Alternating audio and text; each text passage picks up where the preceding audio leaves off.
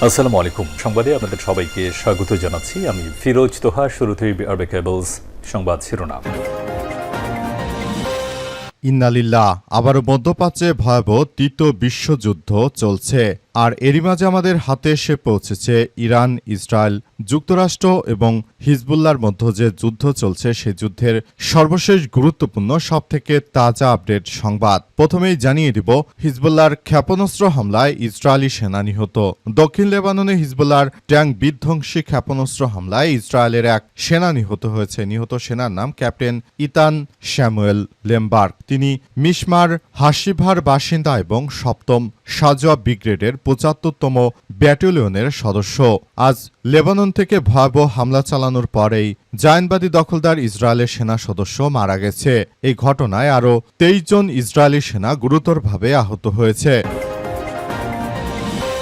এরপর জানাবো, ট্রাম্পের অকথ্য ভাষায় গালিগালাজ নিয়ে মুখ খুললেন নেতানিয়াহু। মার্কিন যুক্তরাষ্ট্রের প্রেসিডেন্ট ডোনাল্ড ট্রাম্পের সঙ্গে গুরুতর বিরোধের খবরকে গুরুত্বহীন বলে উড়িয়ে দিয়েছে ইসরায়েলের প্রধানমন্ত্রী বেনিয়ামিন নেতানিয়াহু। তিনি বলেছেন যে তাদের মধ্যে মাঝে মধ্যেই মতপার্থক্য থাকলেও মূলত কৌশলগত বিষয় নিয়ে এবং শেষ পর্যন্ত তারা সমাধানে পৌঁছায়।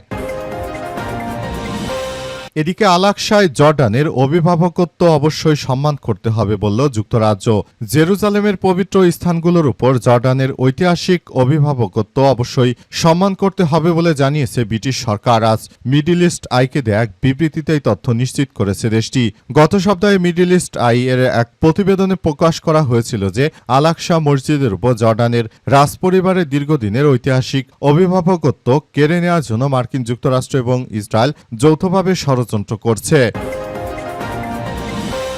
জানাবো, ওমানের প্রধান তেল টার্মিনালে বিস্ফোরণ, কার্যক্রম বন্ধ। ওমানের মিনা আল ফালা টার্মিনালে বিস্ফোরণের ঘটনা ঘটেছে। এরপর থেকে দেশটির প্রধান ওই টার্মিনালের কার্যক্রম বন্ধ হয়ে গেছে। সূত্রের বরাত দিয়ে আজ রয়টার্স জানিয়েছে যে মিনা আল ফালা টার্মিনালে সিঙ্গেল বুই মোরিং বা এসপিএম বার্থের কাছে বিস্ফোরণের ঘটনা ঘটে। এরপর তেল লোডিং বন্ধ করে দেয়া হয়েছে।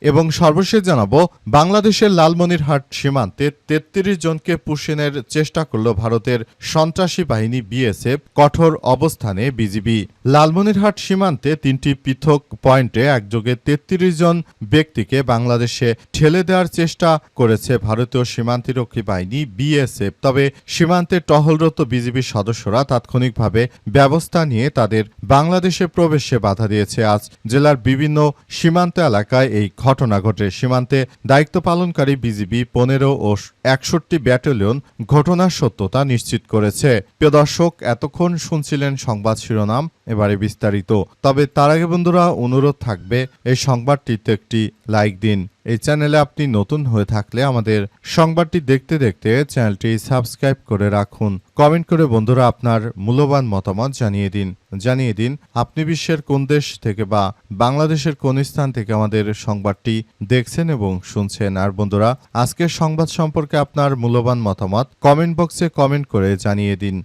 গাজা যুদ্ধে আপনি যদি নিরীহ ফিলিস্তিনিদের ভালোবেসে থাকেন বন্ধুরা, কমেন্ট বক্সে কমেন্ট করে সারা বিশ্বকে আমাদের এই তাজা আপডেট সংবাদটি দেখার সুযোগ করে দিন। এবারে বিস্তারিত।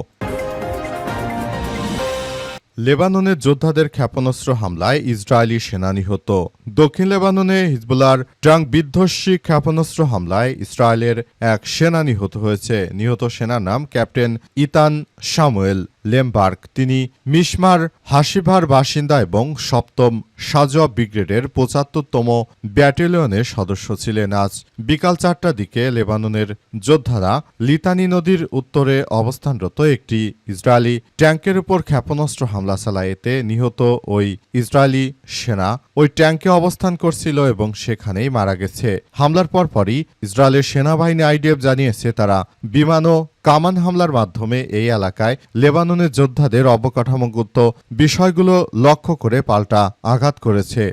জেরুজালেম এবং বৈরুতের একটি যুদ্ধবিরতি পরিকল্পনায় সম্মত হওয়ার একদিন পরই এই ঘটনা ঘটল এবং নতুন করে আজ লেবাননের যোদ্ধাদের হামলায় ২১ জন ইসরায়েলি সেনা গুরুতরভাবে আহত হয়েছে। যুদ্ধবিরতি পরিকল্পনা অনুযায়ী লেবাননের যোদ্ধারা হামলা বন্ধ করবে এবং দক্ষিণ লেবাননে কয়েকটি পরীক্ষামূলক এলাকায় লেবাননের সেনাবাহিনী মোতায়েন করা হবে। সেখানে লেবাননের যোদ্ধা এবং আইডিএফ সদস্য উভয় পক্ষের উপস্থিতি থাকবে না, সূত্র দ্য টাইমস অফ ইসরায়েলের। কিন্তু এখন আসলে নতুন করে সেই ঘটনাই ঘটল, যেটা নিয়ে এতদিন ধরে সবার মনে বড় ধরনের একটি অসন্তোষ প্রকাশ করছিল, কিন্তু শেষ পর্যন্ত সেটাই আসলে ঘটে গেল। ট্রাম্পের অকথ্য ভাষায় গালিগালাজ নিয়ে মুখ খুললেন নেতানিয়াহু। মার্কিন প্রেসিডেন্ট ডোনাল্ড ট্রাম্পের সঙ্গে গুরুতর বিরোধের খবরকে গুরুত্বহীন বলে উড়িয়ে দিয়েছে ইসরায়েলের প্রধানমন্ত্রী বেনিয়ামিন নেতানিয়াহু। তিনি বলেছেন যে তাদের মধ্যে মাঝে মধ্যে মতপার্থক্য থাকলেও মূলত কৌশলগত বিষয় নিয়ে শেষ পর্যন্ত তারা সমাধানে পৌঁছেছে। আজ সিএনবিসিকে দেওয়া এক সাক্ষাৎকারে নেতানিয়াহু এমন মন্তব্য করেছেন। আগে তিনি গণমাধ্যমে প্রকাশিত প্রতিবেদনে বলা হয়েছে যে লেবাননে ইসরায়েলি সামরিক অভিযান নিয়ে এক ফোনালাপে ট্রাম্প নেতানিয়াহুর প্রতি কঠোর ভাষা ব্যবহার করেছিলেন। ওই সময় ওয়াশিংটন ইরানের সঙ্গে কূটনৈতিক প্রচেষ্টা অব্যাহত রাখার চেষ্টা করছিল। তবে নেতানিয়াহু দাবি করেছে যে মতবিরোধ থাকলেও দুই দেশের সম্পর্ক দৃঢ় রয়েছে। তিনি আরও জানিয়েছেন, আমরা সকালে কোনো বিষয়ে দ্বিমত পোষণ করতে পারি, আবার বিকেলের মধ্যেই একটি অভিন্ন অবস্থানে পৌঁছাতে পারি। তার ভাষায় ঘনিষ্ঠ মিত্রদের সঙ্গেও সবকিছু একমত হওয়ার সম্ভাবনা রয়েছে, তবে সব সময় নয়। প্রতিবেদন অনুযায়ী যুক্তরাষ্ট্র যখন মধ্যপ্রাচ্যে সংঘাত আরও বিস্তৃত হওয়া ঠেকানোর চেষ্টা করছে, তখন সেই মুহূর্তে দেখা গেল যে নেতানিয়াহু তিনি মূলত নতুন করে এই ধরনের সন্ত্রাসী কার্যক্রম চালালেন এবং এই সন্ত্রাসী কার্যক্রম চালিয়ে মূলত নেতানিয়াহু নতুন করে এক ভয়াবহ বিপর্যয়কর পরিস্থিতির সৃষ্টি করেছেন। নেতানিয়াহু মূলত তিনি যে ধরনের কার্যক্রম আসলে শুরু করেছেন, এটা এই মুহূর্তে আসলে অনেক বড় ধরনের এক সমস্যার সৃষ্টি করেছে এবং বড় ধরনের এই সমস্যা যে চলছে, এই সমস্যার মধ্য দিয়ে আসলে সবাইকে এগিয়ে যেতে হচ্ছে। মূলত নতুন করে আবারও এক ভয়াবহ সংকটময় পরিস্থিতির সৃষ্টি হয়েছে। মূলত জায়নবাদী দখলদারেরা তারা শুরু থেকে যে ধরনের সন্ত্রাসী কার্যক্রমগুলো চালিয়ে যাওয়ার চেষ্টা করছে, তাদেরকে একদম ধসিয়ে দিয়েছে ইরানের ইসলামী বিপ্লবী গার্ড বাহিনীর সদস্যরা। মার্কিন যুক্তরাষ্ট্র এবং দখলদার ইসরায়েলি বাহিনীকে উদ্দেশ্য করে নতুন করে এমন আক্রমণ শুরু করেছে লেবাননের যোদ্ধারা, যেটা আসলে লেবাননের যোদ্ধারা দখলদারদের একরকম মাটির সঙ্গে মিশিয়ে দেওয়ার জন্য নতুন করে আবারও নতুন নতুন প্রযুক্তি সামনে নিয়ে এসেছে। এখন জায়নবাদীরা ধরাশায়ী হয়েছে লেবাননের যোদ্ধা এমনকি ইরানের সঙ্গে এখন না পেরে তারা নতুন করে আবারও সন্ত্রাসী কার্যক্রমগুলো চালিয়ে যাচ্ছে, যেটা কোনোভাবেই আসলে গ্রহণযোগ্য হতে পারে না। আল-আকসায় জর্ডানের অভিভাবকত্ব অবশ্যই সম্মান করতে হবে বলল যুক্তরাজ্য। জেরুজালেমের পবিত্র স্থানগুলোর উপর জর্ডানের ঐতিহাসিক অভিভাবকত্ব অবশ্যই সম্মান করতে হবে বলে জানিয়েছে ব্রিটিশ সরকার। দ্য মিডল ইস্ট আইকে দেওয়া এক বিবৃতিতে এই তথ্য জানানো হয়েছে। গত সপ্তাহে মিডল ইস্ট আইয়ের এক প্রতিবেদনে প্রকাশ করা হয়েছিল, আল-আকসা মসজিদের উপর জর্ডানের রাজপরিবারের দীর্ঘদিনের ঐতিহাসিক অভিভাবকত্ব কেড়ে নেওয়ার জন্য মার্কিন যুক্তরাষ্ট্র এবং ইসরায়েল যৌথভাবে ষড়যন্ত্র করছে, যা একটি দীর্ঘমেয়াদী স্থিতি অবস্থা বা চুক্তির মাধ্যমে সংরক্ষিত রয়েছে।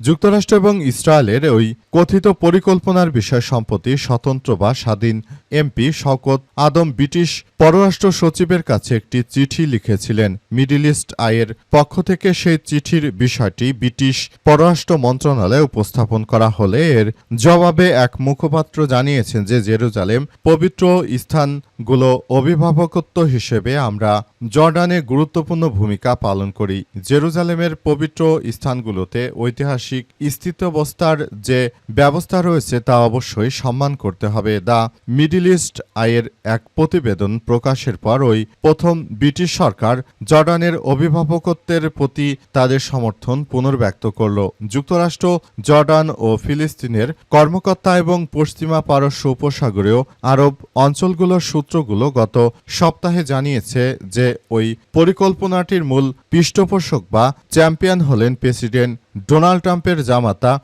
জ্যারেড কুশনার, যার প্রশাসনে কোনো দাপ্তরিক পদ নেই, এবং ইসরায়েলে নিযুক্ত মার্কিন রাষ্ট্রদূত মাইক হাকাবি। ওই পরিকল্পনার অধীনে জর্ডান সমর্থিত ইসলামিক ওয়াকফের কর্তৃত্ব আকস্মিকভাবে শেষ হয়ে যাবে। ওমানের তেল টার্মিনালে বিস্ফোরণ, কার্যক্রম বন্ধ। ওমানের মিনা আল ফালা টার্মিনালে বিস্ফোরণের ঘটনা ঘটেছে। এটি দেশটির প্রধান তেলের টার্মিনাল। এরপর থেকে দেশটির প্রধান ওই টার্মিনালের কার্যক্রম বন্ধ হয়ে গেছে। আজ রয়টার্সের বরাত দিয়ে মিনা আল ফাহাল টার্মিনালের সিঙ্গেল বুইমুরিং বা এসপিএম বার্থের কাছে বিস্ফোরণের ঘটনা ঘটে। এরপর তেল লোডিং বন্ধ করে দেওয়া হয়েছে। সূত্রমতে সন্দেহভাজন ড্রোন হামলার কারণে এসপিএম 1 এবং 2 বার্থের মধ্যে ওই বিস্ফোরণ হয়। যদিও হামলাটি কখন হয়েছিল তা তাৎক্ষণিকভাবে স্পষ্ট নয়। আজ বন্দরের বাইরে বেশ কয়েকটি সুপার ট্যাঙ্কারকে নোঙর করা অবস্থায় দেখা গেছে সূত্র গালফ নিউজের, এবং সেগুলো আসলে ওই ধরনের কার্যক্রম চালাচ্ছিল এবং নতুন করে একটি ভয়াবহ বিপর্যয়ের মধ্য দিয়ে যাচ্ছিল। মূলত এ কারণে দ্রুততম সময়ের মধ্যে তেলের ট্যাঙ্কারগুলোকে সেখান থেকে তারপর কার্যক্রম চালানোর জন্য সরিয়ে নিয়ে আসা হয়েছে। মূলত এর উদ্দেশ্য হচ্ছে যে এই তেলের ট্যাঙ্কারগুলো মূলত সেখানে থাকার ফলে কোনো বড় ধরনের ঝুঁকির সৃষ্টি হতে পারত, তাই সেখান থেকে এগুলো সরিয়ে আনা হয়েছে। মূলত এসব কারণেই এখন প্রধান তেল পরিবহনের কেন্দ্রটি বন্ধ থাকার কারণে ওমান তেল রপ্তানি আপাতত বন্ধ রেখেছে। এ অবস্থায় নতুন করে আবারও ওমানের তেল বিশ্ববাজার থেকে বন্ধ থাকার কারণে মূলত নতুন করে আবারও বিশ্ববাজারে জ্বালানি তেলের মূল্য বৃদ্ধি পেতে পারে বলে এমন আশঙ্কা করা হচ্ছে। তবে শেষ পর্যন্ত বিষয়গুলো কি হয় সেটি এখন পর্যন্ত স্পষ্টভাবে বোঝা যাচ্ছে না।